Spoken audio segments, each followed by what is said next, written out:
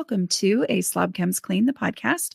I am Dana K. White. I share my personal deslobification process. As I figure out ways to keep my own home under control, I share the truth about cleaning and organizing strategies that actually work in real life for real people, even people who don't love cleaning and organizing. Thanks for joining me today. This is podcast number 453, and I think I'm going to call it Rhythms, Meals, Guilt, and Other Questions Answered. So I am answering some questions that were asked over at askdanakWhite.com. And you can submit questions there. Definitely not in real time. These questions were submitted a while ago.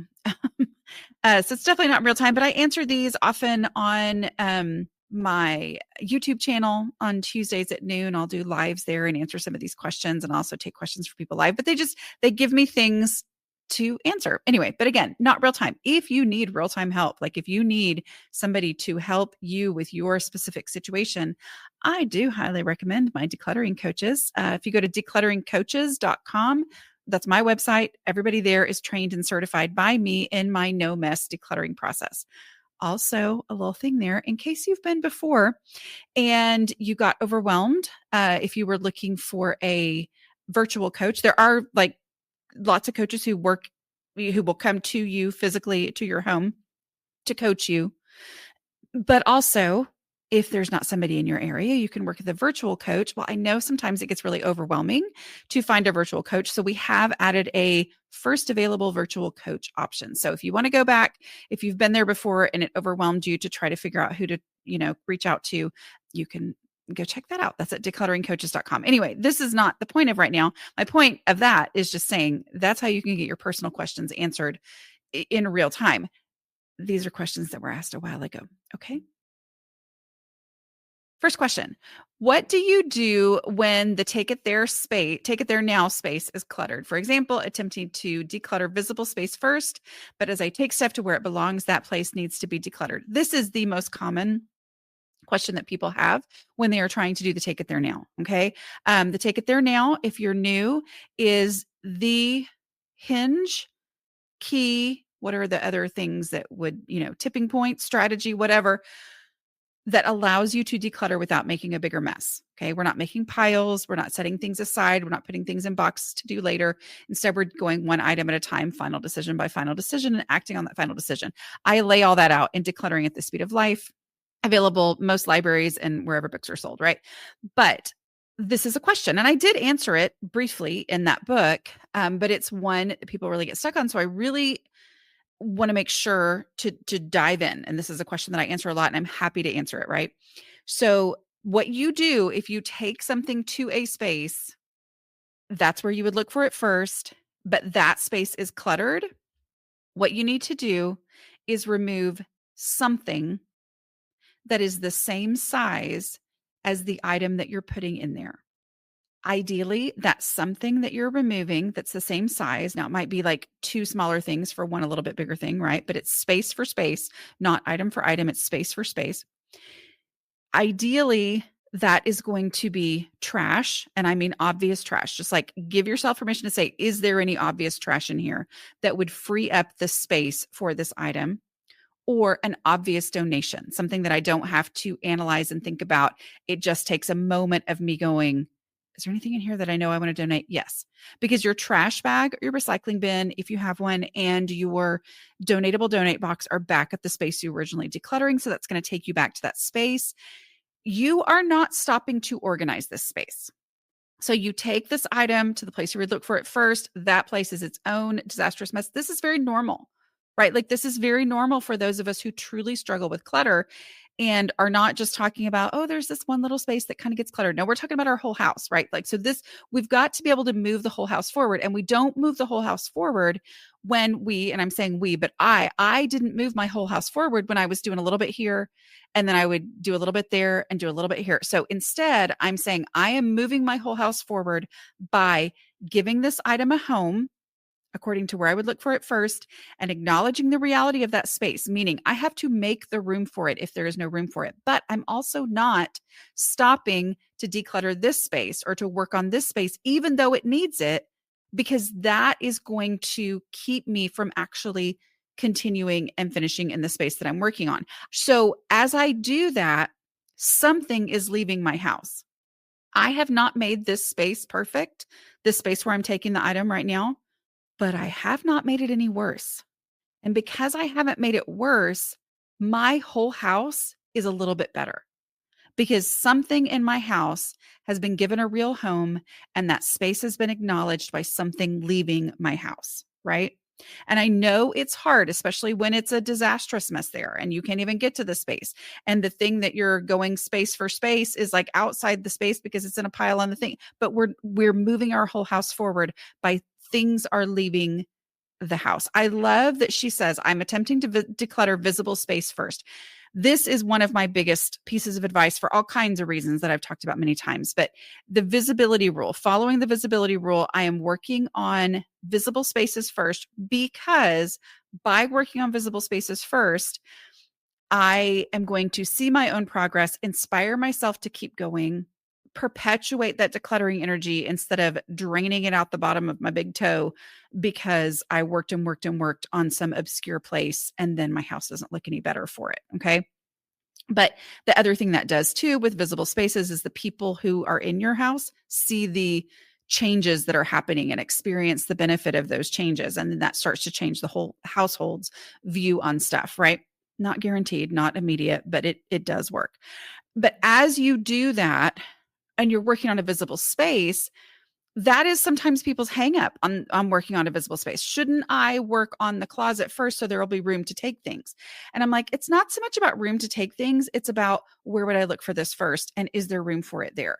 So this allows me to work on those visible spaces, those surfaces that are piled in stuff on those first, because the goal is not just to clear out spaces so I can put all that junk inside something. No, the goal is for things to be in the place where I would look for it first. Because if they're in the place where I would look for it first, then I find it in the first place where I would look, which is the goal of being organized, right? So I'm achieving that through this decluttering strategy. So I'm taking it to that place. And so I'm going, let's clear these surfaces, but let's clear these surfaces and put things in real homes because sometimes things are on surfaces because they don't have a home, right? So I just want to assure you that you are not the only one if that is your struggle and that there is an actual solution to it. Next, advice to work on rhythms, groups of tasks assigned to time of day or room when your life has no routine schedule. Yeah, I think so. I get this. When my husband and I got married, and I shared about this in my newest book, Jesus Doesn't Care About Your Messy House, but I talked about how we would write in our anniversary journal. And we still do. I don't know that we did last year because maybe the last couple of years because I actually just found it in a box. And so maybe since we moved into this house 3 years ago, we haven't done it. But anyway, we need to do that again. But we would write in this journal and we do memories and things like that. And one of the things that we would put on there was goals for the following year. And reading those first several years, it was always develop a routine, get a rhythm going, get some sort of structure to our, because it just felt like, blah, we were both working full time, which I mean, we're both working full time now, but we were both working full time and it was, and I had none of the experience and understanding that I've developed now by making this my whole focus. Right. So I get it. I get that frustration. Here's what I would say. You said something about groups of tasks assigned to time of day or room. Here's what I find has worked well for me. Boiling down the very basics that have to be done. Okay. The very basics that have to be done are doing the dishes and doing a 5-minute pickup.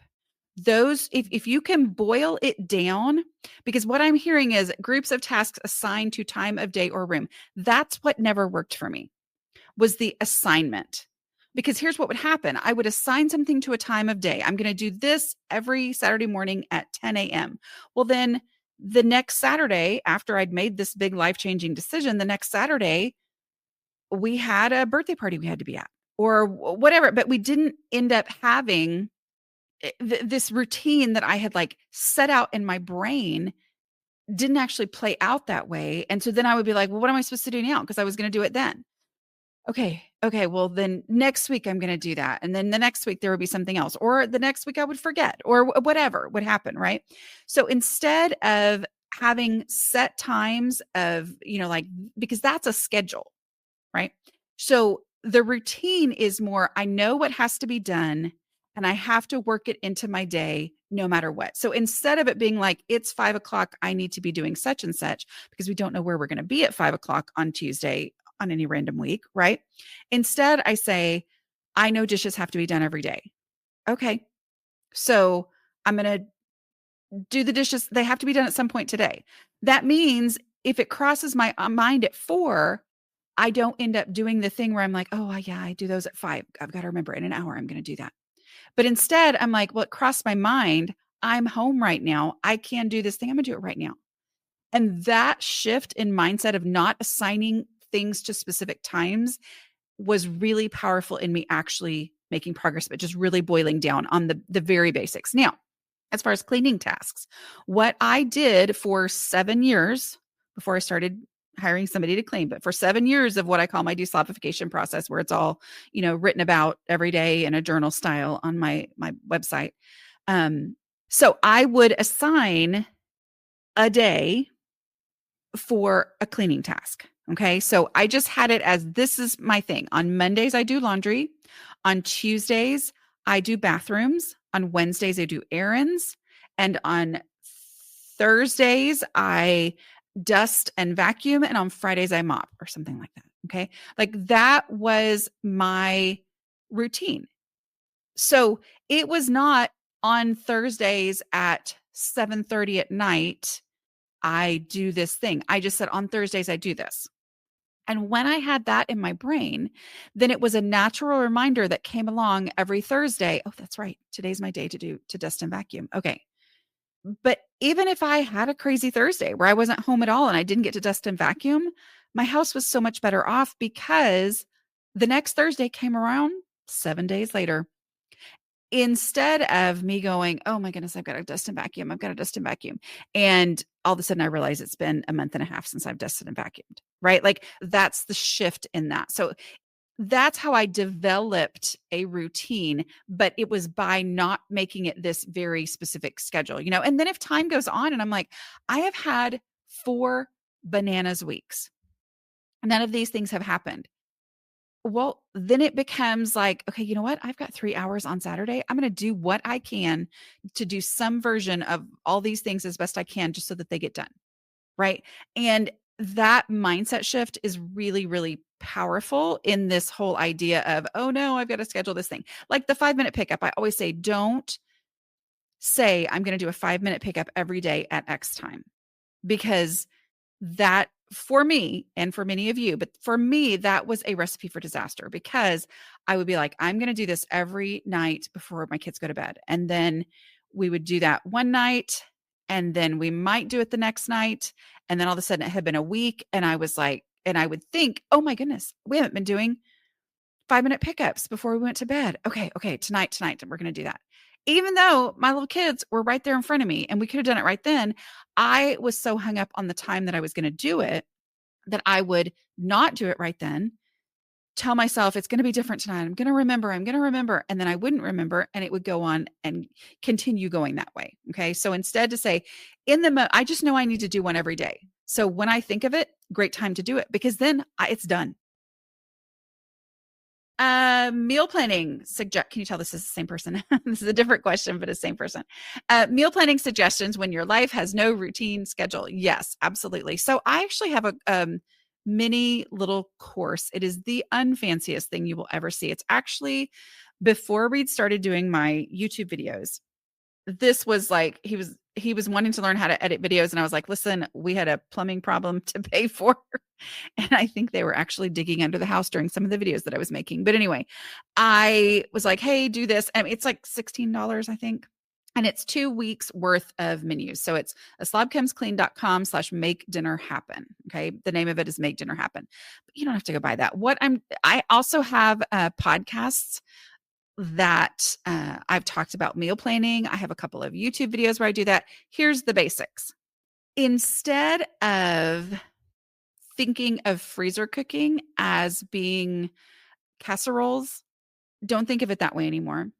Instead, think of it as pre-cooking my proteins. Okay. If proteins are going to be the, and this is long before proteins became the buzzword, right? And all this stuff. But I mean, like, if I'm going to base my meal around proteins, whether that be meat or beans or whatever, that is the thing that is generally the messiest and most time consuming to cook. So, what I'm going to do is I'm going to pre cook my meats.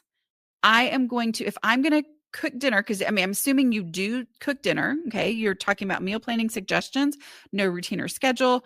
That means that you've probably done this before. Like you do cook. So when you cook, double the protein. Don't double the whole recipe, just double the protein. If you're doing something with ground beef and it calls for a pound of ground beef, cook 2 pounds of ground beef and take half of it after it's cooked and completely cooled. Put it in a Ziploc bag. You may want to put it in the fridge to cool it, but put it in a Ziploc bag after it's cooled and stick it in the freezer. And then the next time you make any other meal, it doesn't have to be the same exact meal with ground beef. Then you take, let's say the first time we were making tacos. Okay. So you browned the ground beef and then you cooled and froze half of it. And so you made your tacos. Okay. Well, now another day, it could be Friday or it could be, a month from now. Okay. Because that's part of the problem with meal planning when you don't have a routine schedule is you're like, well, I'm not for sure where we're going to be or when we're going to be there or whatever. But if it's in the freezer, then that means I'm not under this time crunch of, oh no, I thought I was going to make the rest of this, use this ingredient on Thursday. And then we ended up having this, and this.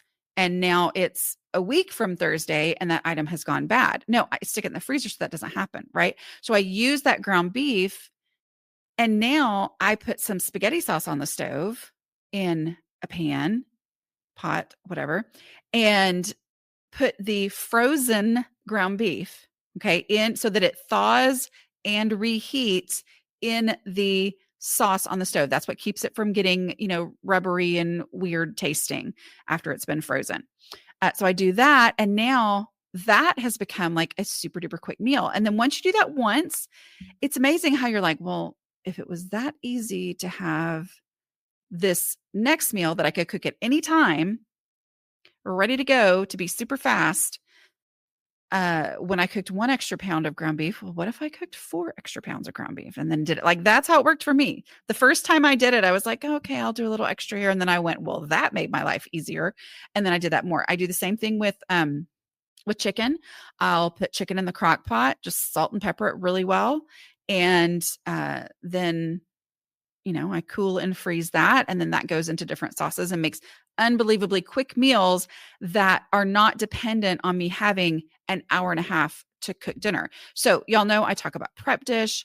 I use these same things when I do the prep dish stuff, which makes it even faster for me. Not for everything, obviously, but anything that requires ground meat, and sometimes she'll have in their ground bison or whatever.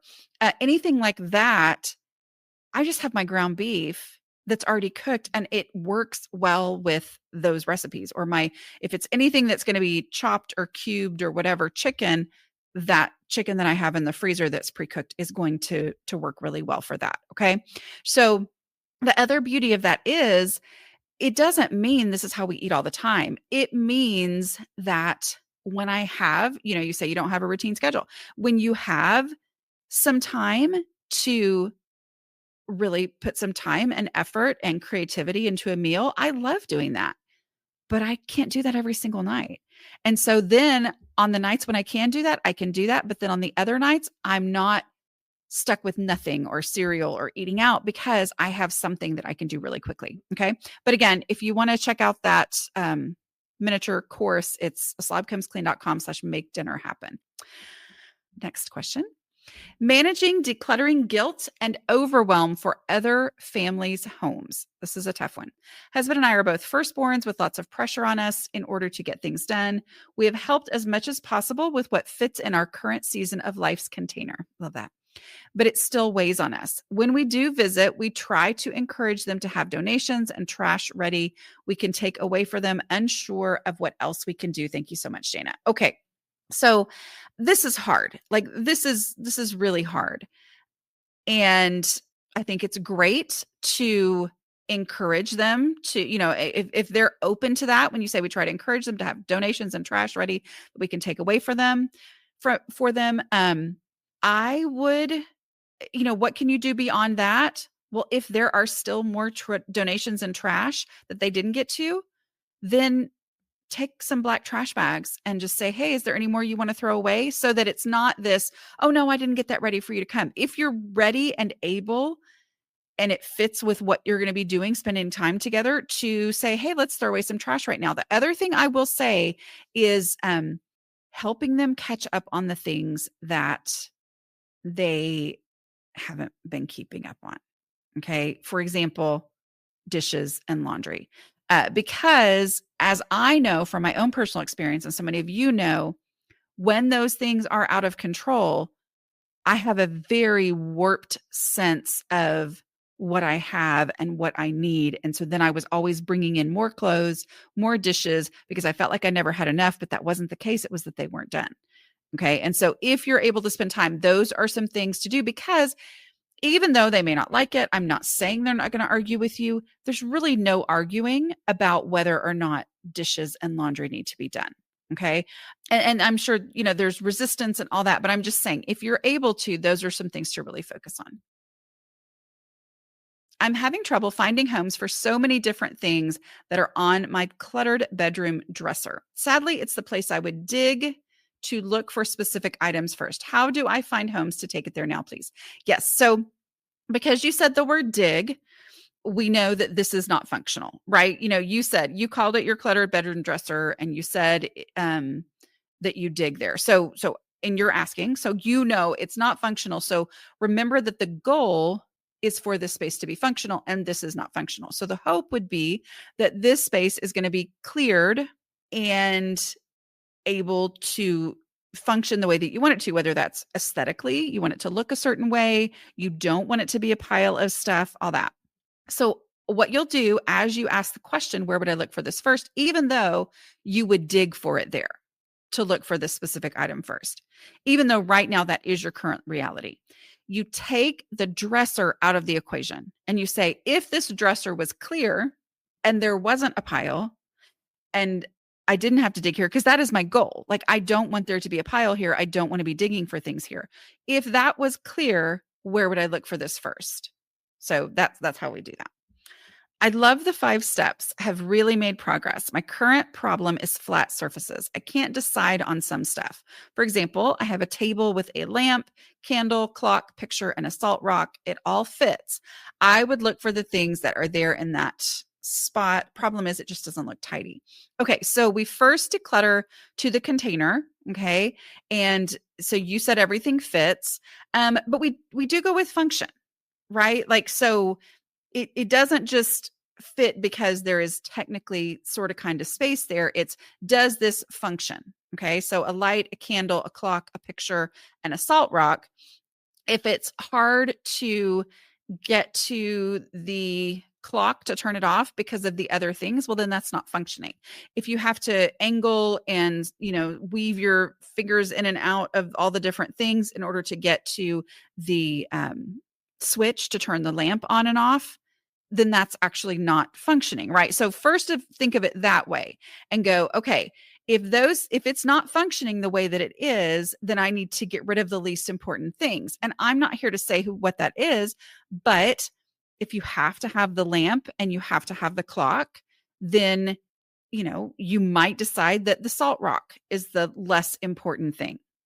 And I know there are different reasons why people have salt rocks, but that's how we go. Like, this is good, this is good, this is good. But the reality is it doesn't function with all this stuff here, which means there's more, it's beyond the limits of this space because it's not functioning. But If it is functioning and the issue is that it just doesn't look tidy, then you can go with your clutter threshold. Now, I always say that your clutter threshold is the amount of stuff that you can keep under control easily, and that it's not an aesthetic thing. Now, the reason I emphasize that so much is that every time I bring up clutter threshold, people who are not familiar with what I'm talking about and who I'm talking to will say things like, "Oh, yes, I have a very low clutter threshold. I just can't stand all this stuff everywhere."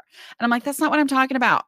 I'm not talking because people like the idea of a clutter threshold as if, yes, that's why I don't like so and so's house because it's over my clutter threshold. I'm like, no, no, that's not what clutter threshold is. Okay. Clutter threshold is what can you handle? And it's different for everybody, meaning her stuff, even though it may have figurines all over every surface, if she can keep that under control, then it's not over her clutter threshold and it's perfectly fine.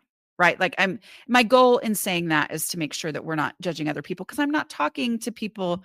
I'm not here to talk to people who want to feel better about themselves because they feel justified because of somebody else's clutter. That's not what I'm here for, right? I'm here for those of us who are actually dealing with the clutter ourselves and are ready to deal with it, right? Like we're talking to ourselves here, not to, anyway, that's a little soapbox for me. But anyway, my point is that is not the definition of clutter threshold. What do you aesthetically prefer?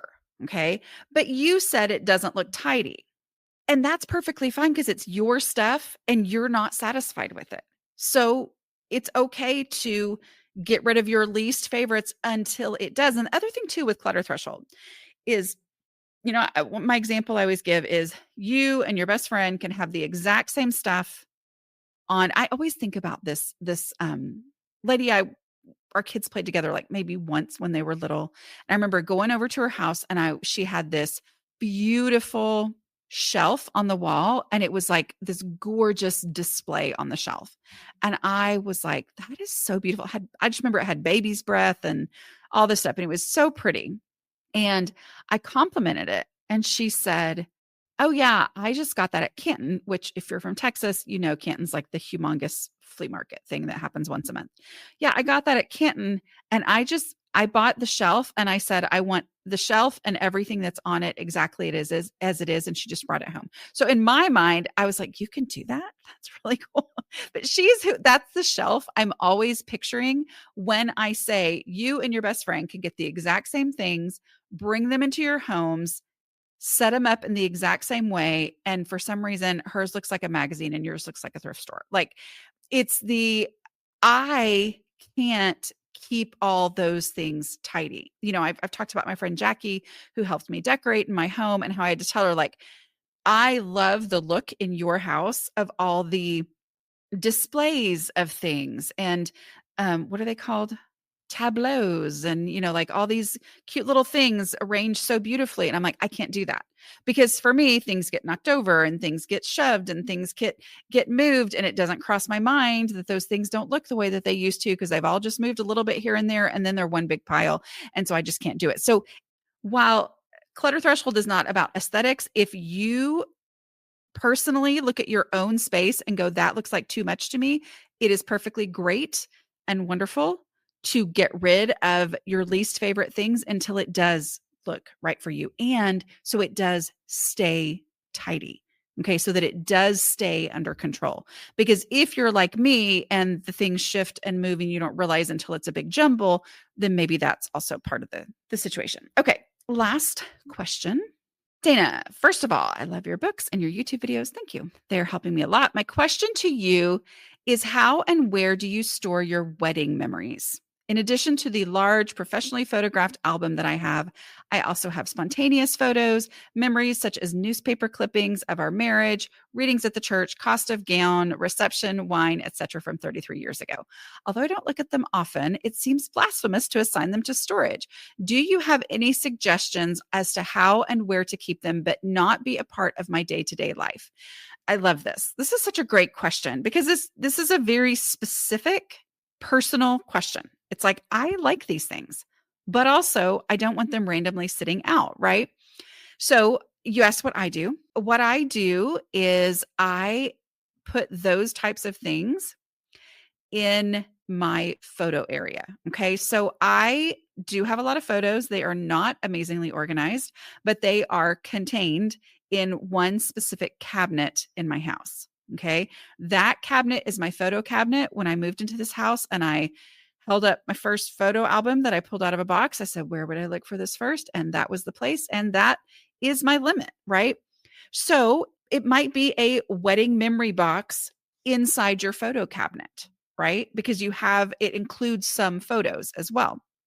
But the fact that it's contained will help to sort out things, right? Like, do you need the cost of the gown and the receipts from this thing and that thing? Who's to tell you? Like, whatever. But when you have a defined space where you're like, this is where I keep photos. So I am going to designate some of this space to my wedding mementos, which means I can have a box this size that will fit in this space. And now I look at this box and I look at all that stuff and I go, okay, what's my favorite? And I put that in the box and then it will naturally sort out so that it doesn't become, do I keep all the things related to my wedding 33 years ago or do I not? That's not the question. The question is, what space do I have where I would look for it first? And maybe that's not with your photos, maybe that's somewhere else, but what space do I have where I would look for it first? And what's the reality of that space? When I look at it that way, it sorts out like, okay, I have all the good feelings when I'm like, the cost of my gown, that brings back so many memories of this and, saving up for it, or the conversations that I have with my mom and blah, blah, blah, all these things. But I don't need the reception contract. I don't need that, So that helps to naturally sort that out by acknowledging and embracing the reality of that space. Okay. I have a question for y'all. I have a favor for y'all. Okay. Here's what I need for my next book. I would love to hear your stories of ways that you use my decluttering strategies in non-decluttering areas of life. So I hear from y'all all the time. I'm like, this look, always look. I always think about that when I'm in such and such situation. That's not a clutter situation, but it helps me in that situation. Or take it there now, or the container concept. If you have used my strategies in other areas of life that are not decluttering related, and they've been helpful for you, I would love to hear from you. You can go to aslobcomesclean.com/survey and fill out the form there. Okay. I will talk to y'all next week. Bye.